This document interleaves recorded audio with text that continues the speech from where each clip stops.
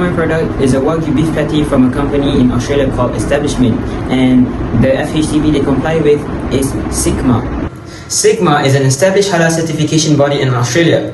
Sigma is responsible for implementing and administrating halal certification to ensure that food products and food outlets comply with Islamic dietary requirements. The organization plays a key role in safeguarding halal integrity by setting halal standards, conducting audits, and monitoring certified premises. Through its halal certification program, Sigma ensures transparency, traceability, and continuous compliance across the halal food supply chain. Sigma certification provides confidence to Muslim consumers that food products certified under its authority are halal, safe, and permissible for consumption. So, the halal certification process begins with a pre-information application where the business expressed interest in obtaining halal certification. This is followed by the application, offer, and contract stage. And if necessary, an informational meeting is conducted to explain the certification requirements. Next, the certification body schedules and conducts the stage 1 on-site audit. So, this audit focuses on reviewing documentation and assessing the organization's readiness for certification. Once ready, the stage 2 on-site audit is carried out to verify the actual implementation of the halal requirement in daily operations. After the audit, a halal system assessment report is prepared and the findings are communicated to the applicant. If any non-compliance is identified, corrective actions or re-audit may be required. If all certifications are fulfilled, the business is granted initially halal certification which is valid for 3 years. During this period, surveillance audits are conducted to ensure ongoing compliance. If necessary, special audits may also be carried out. At the end of 3-year cycle, the certification may be renewed through triennial certification. And as you can see at the back of the packaging, you can see that it's from Stanbrook Beef from Australia, and it's repacked in the 3rd floor of Ian Taman Maluri Shopping Centre, Jalan Jejaka, Taman Maluri in Cheras. And for the labelling requirements of my product, we refer to Food Regulation 1985, Regulation 10, language to be used, and Regulation 14, date marking. And as you can see right here, it uses English, and you can see the production date and the slaughtering date. For the cosmetic product, we have chosen Kinefit 5x Ceramic Barrier Serum. The origin country for this product is from Indonesia. The foreign halal certification body FHCB is Badan Penyelenggara Jaminan Produk Halal (BPJPH). First of all, I will explain what BPJPH is all about. BPJPH is Indonesia Official Halal Certification Authority, established under Law No. 33 of 2014 on halal product assurance and operates under the Ministry of Religious Affairs of the Republic of Indonesia. BPJPH is responsible for managing and issuing halal certification for products such as food, cosmetics, and pharmaceuticals through a structured system that is involved halal inspection body for technical audits and the Indonesian Ulama Council (MUI) for Syariah decision. This government-led approach ensures that halal certification in Indonesia is transparent, credible, and legally enforceable. BPJPH is also recognized by JAKIM as foreign halal certification body, allowing Indonesian halal certified products to be accepted in Malaysia and other international markets. This is the picture of me with the products. Now I will explain on how the halal certification process for the Indonesian product. The first step is company preparation. The company prepares its halal system from raw material until distribution and appoints a halal supervisor to ensure everything is halal ready. The second step is on an application to BPJPH. The company applies through BPJPH online system and submits product, ingredient, process, and label information for the review. The third step is appointment of LPH. BPJPH appoints an accredited halal inspection body to conduct the halal audit. The fourth step is halal audit by LPH. LPH carries out on-site inspection and document checks to ensure ingredients, process, and facilities comply with halal requirements. The fifth step is audit report to BPJPH. LPH submits the audit report and evidence to BPJPH for further evaluation. The sixth step is halal fatwa by MUI. MUI review the audit report and decide whether the product is halal or not based Sharia principles. The seventh step is halal certification issued by BPJPH. BPJPH issued the halal certification based on MUI decision, and the product is officially recognized as halal. Last but not least, halal logo and compliances. The company uses the halal logo and must continuously maintain the halal compliance. Besides that, as all of you guys can see, the cosmetic product is manufactured by my goal in TSD and BHG. And the address for the company is level 19, Nara Binjai number 2, Jalan Binjai 50450, Wilayah Persekutuan, Kuala Lumpur. this product has complied with the cosmetic labeling requirement Annex 1 Part 7 NPRM Malaysia. The first one is about the clause 3.1a. It stated that name of the cosmetic product and its function. The outer packaging of a cosmetic product must clearly state the name of the product and its functions, unless the function is already obvious from the product's presentation. Based on the product shown, the name Skin Defeat 5-time Ceramide Barrier Serum is clearly printed on the packaging. The function of the product, which is to strengthen and repair the skin barrier, is also clearly communicated through the term barrier serum and the supporting product description. The next requirement is clause 3.1b, which is instruction for use. Clause 3.1b requires that instruction for the use of a cosmetic product must be provided on the packaging, unless the method of use is already clear from the product name or presentation. In this case, the product includes clear instruction, such as applying the serum after toner and before moisturizer, as well as guidance for daily use in both morning and the night routines. Last but not least, all information in this presentation is supported by official sources and references. The first one is My Halal portal by Jakim. Next, list of recognized foreign halal certification body, also by Jakim. And the last one is National Pharma Regulatory Agency NPRA guidelines on cosmetic labeling and requirements. Okay, so next, for the next type of product, let me explain to you about the pharmaceutical product is certified by FHCB.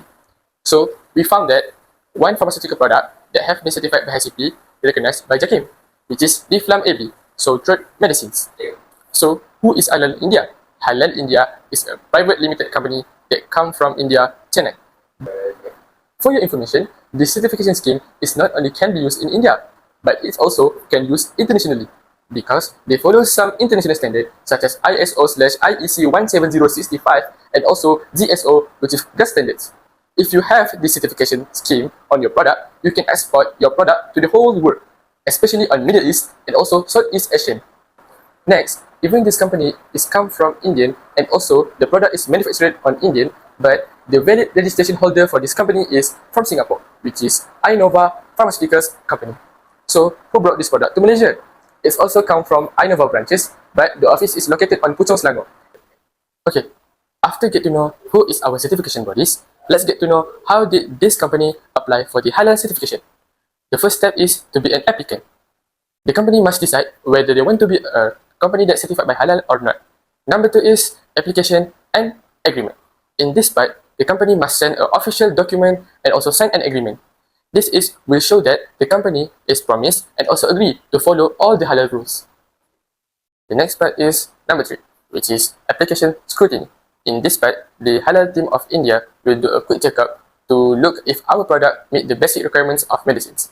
Number 4 is application review or review of application. So in this part, halal team India will look closely to our product detail so that everything is clear before they visit us.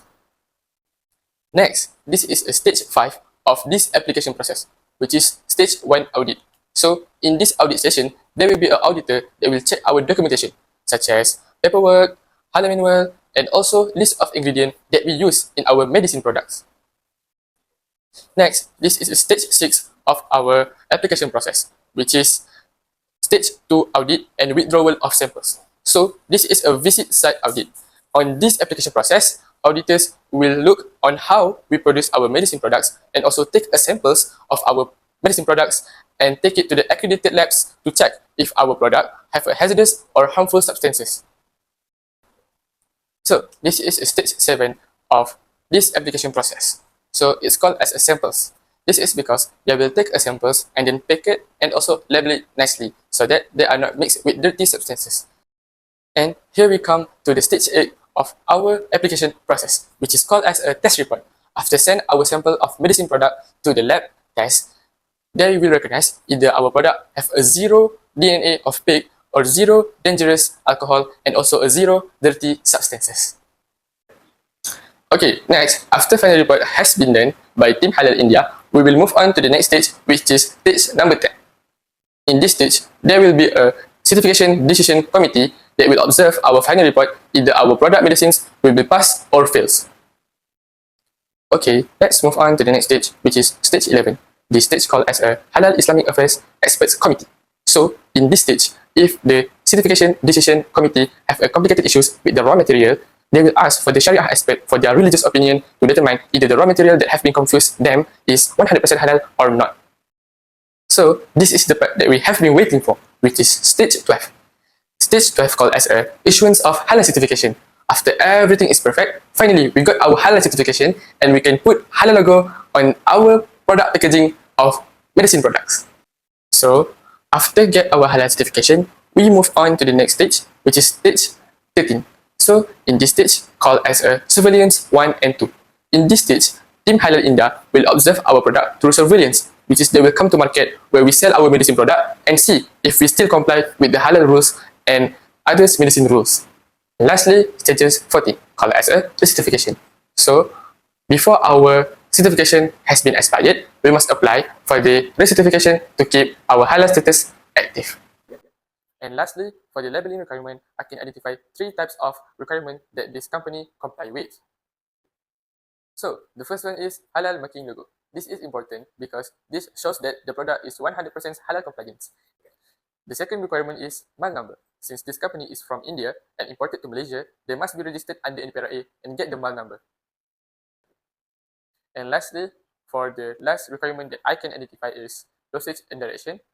Since this is a drug control product, they need to give an instruction how people can consume this product. That's all from me.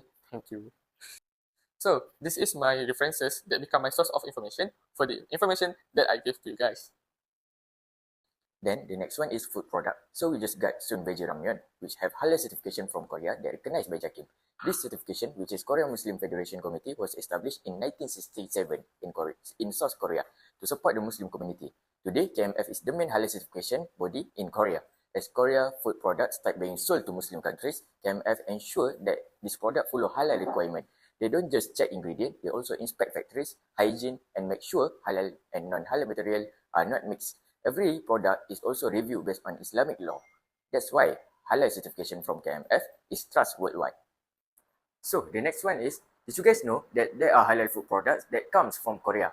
And if the food comes from Korea, you guys might be wondering, how do they apply for halal certifications there? Right now, I'm going to explain how halal certification works under Korean Muslim Federation, or in other words, KMF. So the first one is, the company must register in KMF halal system. This is just to officially start the application. After that, the company must submit important documents such as supplier details, ingredient list, and also the production process. This helps KMF understand how the product is made. After that, the company must pay for the audit fee. KMF will review all the documents. They check if the ingredients are halal, if the supplier are acceptable, and if the process is follow halal standards. If there is any problem, the company must fix it first. Once everything is approved, KMF will conduct an on-site audit. Auditors may come to the factory and inspect production activity, cleanliness, equipment, and make sure there is no mixing between halal and non-halal materials. After the inspection, a final report is sent for Sharia review to ensure everything is follow Islamic law. Then Sharia panels make final decision. If approved, halal certification is granted. If not, the application is rejected. After the approval, the company must pay for the certification fee and receive the halal certificate. Some of food products also include QR code so consumer can verify halal status digitally. Finally, the certificate must be renewed regularly to ensure halal compliance. This is how KMF ensure food comes from Korea is truly halal from start to finish. In addition, you guys might see at the packaging that this veggie ramyeon is manufactured by Nongshim Co., which is a well-known global food company based in South Korea. Their address is at 112 Yu De Bang Road, Dongjak-gu in Seoul, which states in Korea. Based on the Malaysia Food Regulation 1985, this product meets the labeling requirements such as Regulation 10, language to be used. This product complies with this regulation because the primary information including the product name provided in English, which is an approved language for imported goods. Second one is Regulation 11, particulars in labeling. The label identifies the manufacturers as Nongshim at 112 Yode Bang Road, Dongjak-gu, Seoul, Korea, and explicitly state product of Korea. And the third one is Regulation 18B, nutrition labeling. Looking at the back of the packaging, you can see a nutrition fact panel, which include energy, protein, and fat.